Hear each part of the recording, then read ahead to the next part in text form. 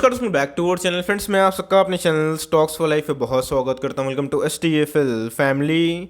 DFL numbers बात की जाए, LK एलिमेंट्स के Q2 के नंबर्स हमें देखने को मिल चुके हैं। नंबर्स की बात की जाए, मार्केट आवर्स में ही देखने को मिला और जिसकी वजह से हमें शेयर प्राइस में आज के दिन काफ़ी गिरावट देखने को मिली। मतलब मार्केट ने आज के दिन इनके नंबर्स को काफ़ी नेगेटिव लिया है। तो जी हाँ दोस्तों, कितनी गिरावट संभव हो सकती है और नंबर्स का जो असल का सच है वो क्या देखने को मिल रहा है। नंबर्स क्या इतने ही खराब है जिसकी वजह से आज के दिन हमें इतनी गिरावट देखने को मिल रही है। और साथ ही साथ हमें अभी के टाइम में रणनीति क्या बनानी, बिकॉज LK एलिमेंट्स की बात की जाए, अपने आप में ही एक शानदार बिजनेस मॉडल और केमिकल कंपनी की बहुत ही अच्छी कंपनी मानी जाती है। इसी बीच में फ्रेश बाइंग कहाँ करें, एवरेजिंग कहाँ पे करें, और इधर पे लिए हुए हैं तो रणनीति क्या होने वाली है, मैं दोस्तों अपना अनबायस्ड ओपिनियन है आपसे डिस्कस करूंगा। साथ ही साथ इधर पे जो FIS और DIS का क्या डेटा चेंजेस देखने को मिल रहा है उस पर भी थोड़ा सा गौर डालूंगा। बहुत कुछ सीखने को मिलेगा। चैनल फर्स्ट टाइम होंगे सब्सक्राइब कर सकते हैं इस तरह क्वालिटी कंटेंट को सबसे पहले एक्सेस करने के लिए। Now without delaying any for time, let's begin.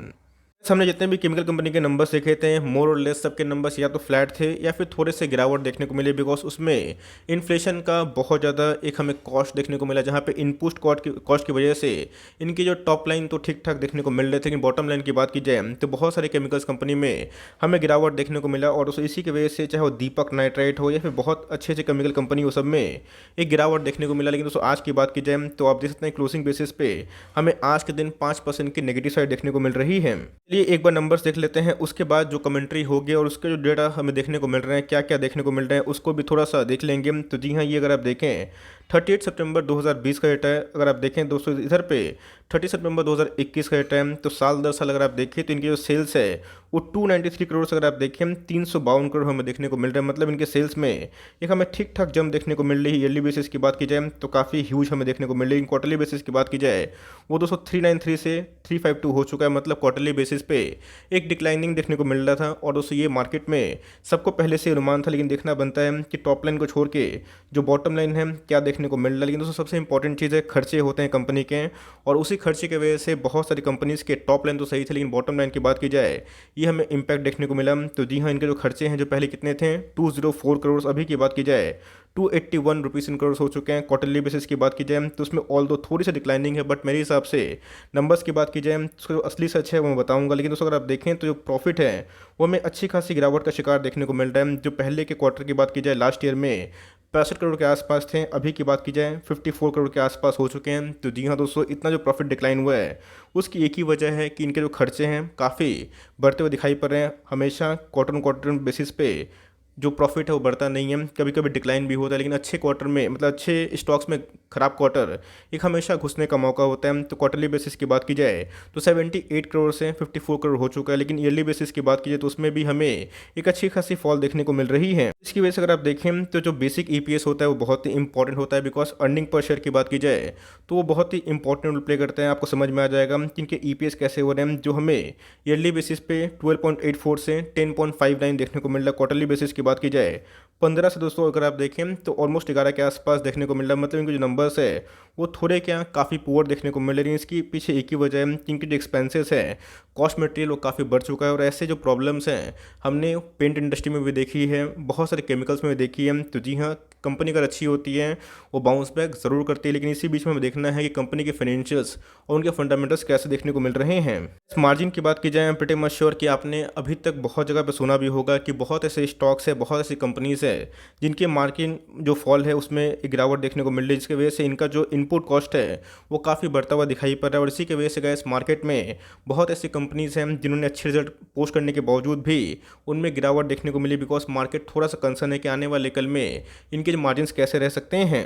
याद रखिएगा, जब से कोविड हमें देखने को मिला उसके बाद जितने भी केमिकल वाली कंपनी थी सबने अच्छे खासे पैसे बना के दिए और उसने एक लाइफ टाइम हाइच हुआ था। बट मेरे हिसाब से दोस्तों कंपनी फंडामेंटली बहुत ही मजबूत देखने को मिलती है, लेकिन यस मार्जिन कंसर्न होता है या फिर कोई भी एक बहुत बड़ा डेंट आता है तो उसका जो इम्पैक्ट होता है हमें शॉर्ट टर्म में शेयर में नेगेटिव ज़रूर देखने को मिलता है। बट अगर आप लॉन्ग टर्म इन्वेस्टर हैं तो आपको इससे घबराना बिल्कुल भी नहीं है, because as far as I know एल्के लिमिटेड एक बहुत ही अच्छी क्वालिटी वाली कंपनी दिखाई पड़ती है और ऐसे स्टॉक्स में गिरावट अगर होती है तो आपको ज़रूर पार्टिसिपेट करना है, बिकॉज जितनी बड़ी कंपनी है, चाहे आप एसआरएफ को उठा लें या फिर अतुल को उठा लें, विनती को उठा लें, आरती को उठा लें, दीपक को उठा लें, सब में हमें 20 से 25% के आसपास गिरावट देखने को मिल चुकी है। और दोस्तों इधर पे जो रन आया था ये अपने आप में थोड़ा सा आर्टिफिशियल था 4000 के ऊपर, और सेम दोस्तों हमें बालाजी माइंस में और एल्के लिमिटेड में भी वही देखने को मिला। तो सेम मेरे हिसाब से दोस्तों जो वैल्यूएशन है 50 के ऊपर ट्रेड करता हुआ देखने को मिल रहा है, तो आने वाले कल में ये एडजस्ट होता हुआ देखने को मिलेगा। लेकिन इसी हिसाब से अगर आपको अच्छे स्टॉक सही भाव में मिलते हैं तो लॉन्ग टर्म में आपको एवरेजिंग जरूर करनी चाहिए। मैं आऊँगा फंडामेंटल पे, उसके बाद चार्ट पे, लेकिन उससे पहले अगर आप देखें तो आज के दिन में हमें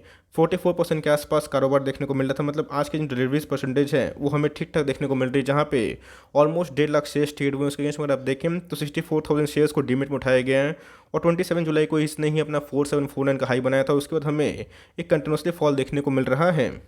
याद रखिएगा, कभी कोई फॉल होता है तो हमें देखना बनता है कि वो फॉल की जो गहराई है उसकी जो असल वजह है वो क्या देखने को मिल रही है। इनके टॉप लाइन की बात की जाए तो ईयरली बेसिस पे हमें काफ़ी अच्छा देखने को मिल रहा है, बट मैंने क्या बताया कि मार्जिन फॉल की वजह से सारी केमिकल कंपनी में उसका जो इम्पैक्ट है हमें शॉर्ट टर्म में ज़रूर नेगेटिव देखने को मिल सकता है। बट आपका अगर विजन 1 साल का है, 3 साल का है, 5 साल का है, तो आपको यही फॉल एक अपॉर्चुनिटी से कम नहीं लगेगा। बिकॉज अगर आप स्टॉक का पी देखें तो ऑफकोर्स काफ़ी हाई देखने को मिलता है और इससे कम पी पे अच्छे खासे मल्टी बैगर है। लेकिन दोस्तों कंपनी की खास बात क्या है, कंपनी का जो आरओसी है, जो रिटर्न ऑन कैपिटल एम्प्लॉयड होता है, बहुत ही इंपॉर्टेंट होता है। ये कैसा हमें 55 के आसपास देखने को मिलता है। और आरओई की बात की जाए, आपका एक शेयर आपके बिजनेस में कितना कमा जाता है, ये दोस्तों 44% के आसपास है, जो अपने आप में ही फंडामेंटल वाइज अगर आप चेक करें तो बहुत ही मजबूत देखने को मिल जाता है। इनकी सेल्स ग्रोथ की बात की जाए तो जी हाँ, पिछले 3-5 साल में अगर आप देखें तो 3 साल में ये बढ़ता हुआ दिखाई पड़ रहा है और कंपनी हर एक बेसिस पे अपने प्रॉफिट ग्रोथ को और सेल्स ग्रोथ को बढ़ते हुए दिखाई पड़ रही है। लेकिन मैंने क्या बताया कि मार्केट में कभी भी एक बैड क्वार्टर आता है तो उधर पे बहुत पैनिक मचता है, लेकिन उसी बैड क्वार्टर में आपको अच्छे स्टॉक्स पे सही भाव पे निवेश करना है और आपका जो जीडीटी है आपको हमेशा ट्रिगर करना है। अगर आप स्टॉक का अगर प्राइस देखें तो कंटिन्यूसली बेसिस पे हर साल ये पैसा डबल नहीं करेगा, लेकिन यस हमेशा आपको अपॉर्चुनिटी भी नहीं मिलेगी। तो स्टॉक की बात की जाए तो पहले स्मॉल कैप थी तो रिटर्न बहुत ही हाई था, लेकिन जैसे जैसे कंपनी बड़ी होगी तो प्रोफाइल थोड़ा सा कम होगा, लेकिन आपको उसी हिसाब से स्टेबिलिटी देखने को मिलेगी। कंपनी का आप आरओई देखें तो हर एक बेसिस पे ऐसे में 30% के ऊपर देखने को मिल जाता है। कंपनी के पास कितना रिजर्व है तो अगर आप देखें मार्केट कैप 17,000 करोड़ के आसपास हमें देखने को मिल चुकी है। तो उसी हिसाब से अगर आप देखें तो कंपनी ने कंटिन्यूसली बेसिस पे अपने रिजर्व पे काफ़ी काम किए हैं। अभी की बात की जाए तो ऑलमोस्ट 800 करोड़ के आसपास है। बॉर्डविंग्स की बात की जाए तो कंपनी के बॉर्डविंग्स बहुत ही कम हो चुके हैं, अब ना मतलब ना के बराबर आप इनके बॉर्डविंग कंसिडर कर सकते हैं। पिछले कुछ समय से हमें बहुत सारी न्यूज़ देखने को मिली थी जहाँ पे इनके जो प्रमोटर है मिस्टर कोठारी, उन्होंने अपने स्टेक को थोड़ा सा कम किया था। बट अभी भी अगर आप देखें जो मेजोरिटी ऑफ द स्टेक है 72% के आसपास, जो कि बहुत ही ह्यूज होते हैं। ये प्रोमोटर उसको ओन करते हैं। एफआईएस की बात की जाए तो आप देख सकते हैं कि एफआईएस ने इस क्वार्टर में अपने स्टेक को बहुत बढ़ा लिया है, जो कि ऑलमोस्ट 2.5% के आसपास है। डीएस की बात की जाए माइनर सा स्टेक बढ़ते हुए दिखाई पड़ रहा है। पब्लिक की बात की जाए तो कैसे उनके भी स्टेक में हमें बढ़ोतरी देखने को मिल रही है। मतलब प्रोमोटर ने जो माल झाड़ा है उसके अगेंस्ट में अगर आप देखें तो एफआईएस, डीएस और पब्लिक ने इस माल को बटोर लिया है। वन डे की चार्ट की बात की जाए तो इसमें पूरा क्लियर पिक्चर देखने को नहीं मिलेगा। मैं आपको दिखाऊंगा वीकली चार्ट पे ये कहाँ पे आके एक सपोर्ट ले सकता है। तो जी हाँ, सो इधर पर अगर आप देखें तो कंटिन्यूसली हमें फॉल देखने को मिल रहा था और ये मार्केट को पहले से अनुमान था कि टॉप लाइन की बात की जाए तो सारी केमिकल कंपनी अच्छा ही करेंगे, लेकिन बॉटम लाइन की बात की जाए जो कि प्रॉफिट होता है, मार्जिन फॉल की वजह से इसमें गिरावट होगी। तो इधर बहुत लोग शॉर्ट टर्म के लिए आते हैं, प्रॉफिट को बुक कर लेते हैं। बट अगर आप देखें वन डे के चार्ट में जो पहले ये बहुत ही ओवर बॉट जोन पे था, अभी की बात की जाए ये कंप्लीटली ओवर सोल्ड जोन पे जा चुकी है।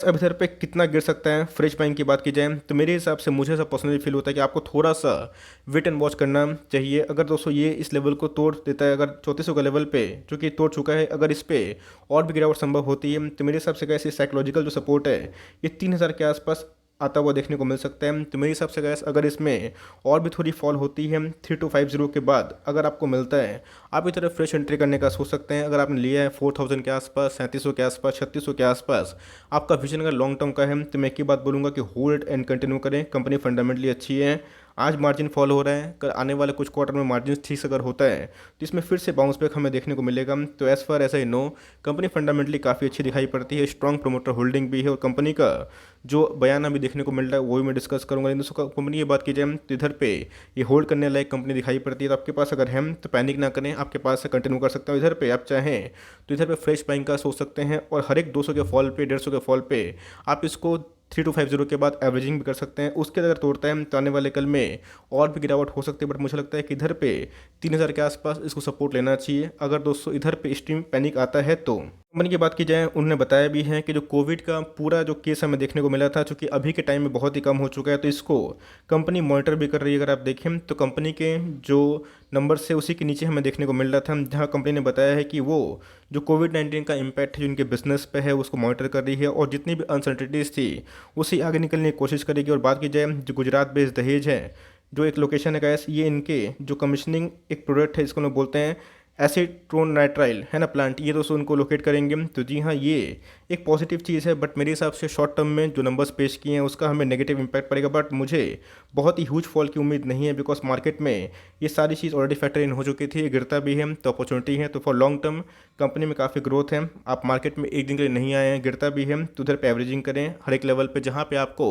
सही लगे, लेकिन आपके पास है तो होल्ड एंड कंटिन्यू करें। और लॉस में बेचने का सवाल नहीं है, आपके पास है, टाइम दीजिएगा अपकमिंग कुछ क्वार्टर में तो ये रिकवरी भी देखने को मिल सकती है। So for timing that's and the video. I hope मेरा एफर्ट आपको अच्छा लगा। वीडियो अच्छी लगी तो लाइक कर दीजिएगा, चैनल फर्स्ट टाइम होंगे तो यहाँ से सब्सक्राइब करना भूलिएगा। फर्दर कोई डाउट है उसको ड्रॉप कर सकते हैं, और कोई तो रिव्यू चाहिए उसका नाम भी ड्रॉप करना भूलिएगा। I would love to make a video on your demand guys. मिलते हैं जल्दी ही, तब तक के लिए bye. Thanks for listening friends, God bless you all.